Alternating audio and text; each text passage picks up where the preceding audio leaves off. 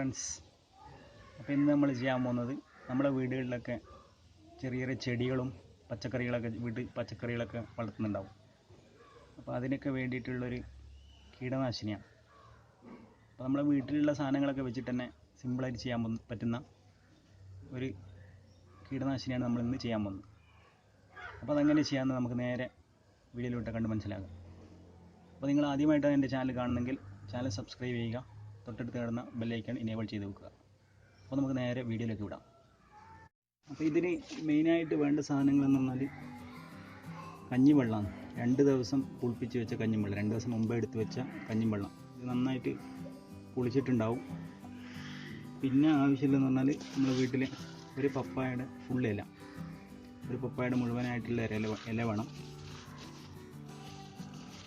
പിന്നെ കുറച്ച് വെളുത്തുള്ളി അരച്ചത്, ഒരു വെളുത്തുള്ളി ഫുള്ളായിട്ട് അത് അരച്ചെടുത്തത്. ഇതിൻ്റെ പപ്പായയുടെ ഇല മുറിച്ച് വെള്ളത്തിലിട്ടിട്ടുണ്ട്. അപ്പോൾ ഇത് നിങ്ങൾക്ക് കാണിച്ചു തരാൻ വേണ്ടിയിട്ടാണ് ചെയ്തത്. അപ്പോൾ ഒരു ദിവസം മുമ്പെങ്കിലും ഇതുപോലെ വെള്ളത്തിലിട്ട് ഇങ്ങനെ വെക്കേണ്ടതാണ്. എന്നിട്ട് അതിൻ്റെ വെള്ളമാണ് നമ്മൾ എടുക്കുക. അപ്പോൾ ഞാൻ കഴിഞ്ഞ ദിവസം എടുത്തു വെച്ചതാണിത്. പപ്പായ നന്നായിട്ട് ഇതാക്കിയിട്ടുണ്ട്, വെള്ളമൊക്കെ ആയിട്ടുണ്ട്, നല്ല സ്മെല്ലുണ്ട്. അപ്പോൾ നമുക്കിത് ഈ പാത്രത്തിലേക്ക് ഒഴിച്ചിട്ട് നന്നായിട്ട് ഇങ്ങോട്ട് പിഴിഞ്ഞെടുക്കാം.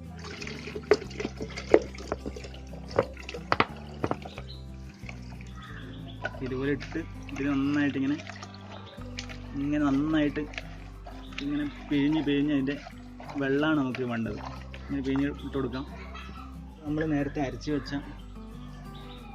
വെളുത്തുള്ളി ഇത് ഇട്ട് കൊടുക്കാം. ആ വെളുത്തുള്ളി ഇട്ട് നന്നായിട്ട് പിഴിഞ്ഞ് കൊടുക്കാം.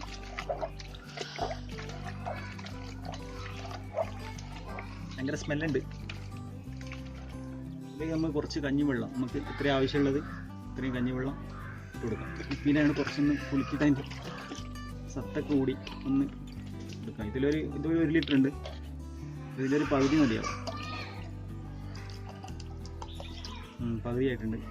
എല്ലാം 3 കൂടി നന്നായിട്ടൊന്ന് മിക്സ് ചെയ്യാം. ഇതിൻ്റെയൊക്കെ നല്ല സ്മെല്ലുണ്ട് പപ്പായയുടെ ഇല.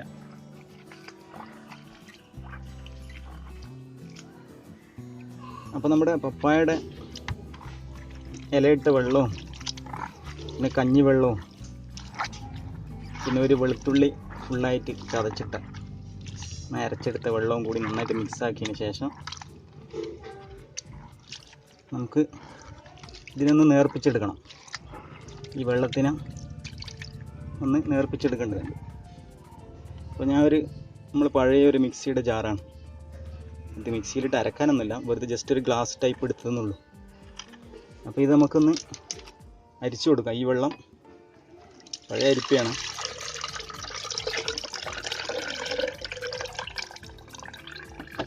പാടയിലേക്ക് കുടുങ്ങി കിടക്കുന്നുണ്ട്, നന്നായി അരിച്ചെടുക്കണം.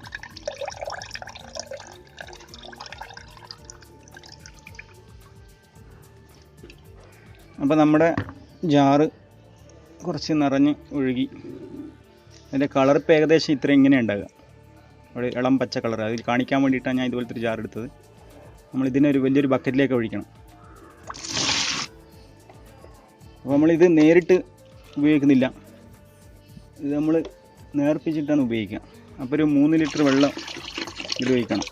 നമ്മൾ ഉണ്ടാക്കി കഴിഞ്ഞാൽ ഒരു 1:3 എന്നുള്ള ഇതിൽ ഒരു 3 ലിറ്റർ വെള്ളം ഒഴിക്കാം. അപ്പോൾ 1 ലിറ്ററായി.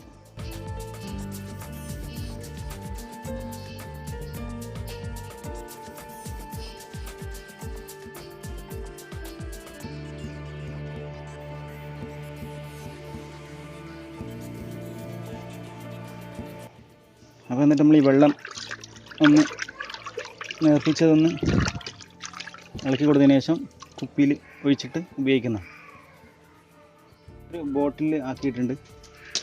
അതിൽ ബോട്ടിലാക്കിയിട്ട് നിങ്ങൾക്ക് ബോട്ടിലെ ക്യാപ്പിന് ഹോളിട്ടിട്ടോ അല്ലെങ്കിൽ ഇതുപോലത്തെ സ്പ്രെയർ ഉണ്ടെങ്കിൽ അത് വെച്ചിട്ടോ ചെടിക്കും നമ്മളെ പച്ചക്കറിക്കൊക്കെ അടിച്ചു കൊടുക്കാവുന്ന.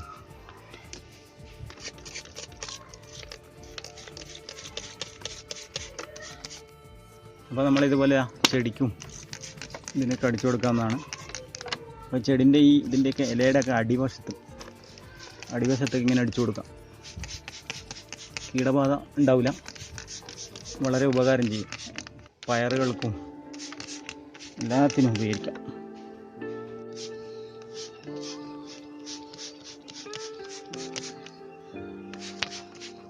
കറിവേപ്പിലേക്ക് നന്നായിട്ട് പുഴുവൊക്കെ ഉണ്ടാവാറുണ്ട്.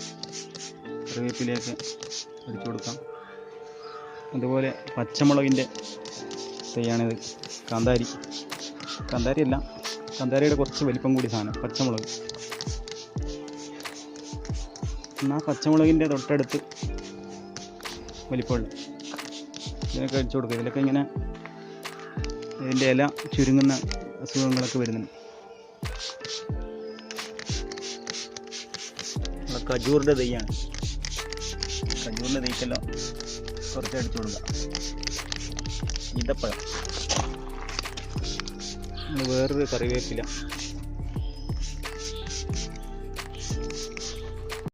അപ്പോൾ നിങ്ങൾക്ക് ഈ വീഡിയോ ഇഷ്ടമായാൽ ലൈക്ക് ചെയ്യുക, ചാനൽ സബ്സ്ക്രൈബ് ചെയ്യുക, തൊട്ടടുത്താണ് ബെല്ലൈക്കൺ എനേബിൾ ചെയ്ത് വെക്കുക.